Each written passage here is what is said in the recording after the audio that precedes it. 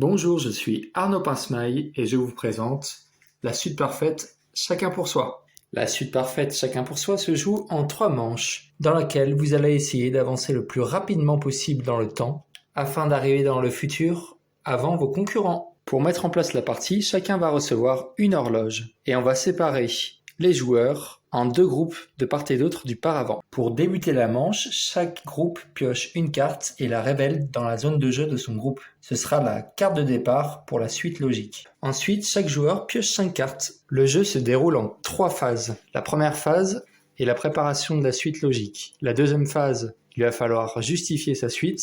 Et la troisième phase sera le vote. Pour cette première phase, il est interdit de communiquer avec son partenaire. Et on ne connaît pas les cartes de l'autre.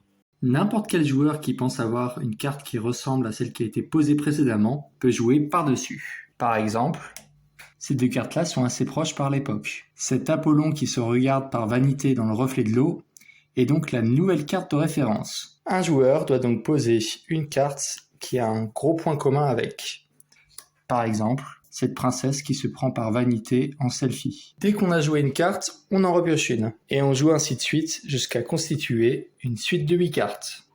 Dans chaque groupe, le joueur qui a posé la dernière carte de la suite s'empare des dés et du jeton du chaos. Et il les lance. On va regarder ce qu'indique le jeton. 2 cas de figure. Soit la suite va être partiellement buggée. Dans ce cas-là, il va falloir remplacer la deuxième carte de la suite et la quatrième carte de la suite, soit le jeton tombe sur Total Bug, et dans ces cas-là, c'est le chaos total. La suite va être totalement remplacée par 7 cartes prises dans la pioche. Que le bug soit total ou juste partiel, les joueurs du groupe n'ont pas le droit de voir les cartes qui ont été remplacées. Alors je prends l'exemple où on est tombé sur un bug partiel. Il n'y a que cette carte-là et cette carte-là qui est remplacée sous la pioche. Puis on retourne toutes les cartes et on ne les mélange surtout pas puisqu'on va les empiler avec la carte de départ par-dessus. L'autre groupe a fait de même en constituant une suite logique d'images et en jouant les dés et le jeton du chaos. On passe donc à la phase 2 en retirant le paravent. Pour cette seconde phase, il va falloir justifier sa suite et les liens de sa suite à l'autre groupe. Il va donc falloir être convaincant pour cacher les bugs quand ils apparaissent et prendre la parole au bon moment. En commençant par la carte de départ, on va dépiler les cartes une par une. Le joueur qui est censé avoir posé la deuxième carte prend la parole et justifie. Là par exemple, le joueur qui a effectivement posé cette carte-là pourrait dire que les époques sont similaires. Comme personne n'a posé cette carte-là, il va falloir faire croire qu'on l'a posée. Et donc un joueur va prendre la parole. Par exemple, j'aurais dit que la mer me fait penser aux pirates. La carte suivante est effectivement difficile à justifier puisqu'elle est en lien avec la carte buggée. Donc j'aurais dit que les montagnes de neige me font penser aux montagnes d'argent. La prochaine carte est une carte aléatoire, donc il va être difficile de justifier.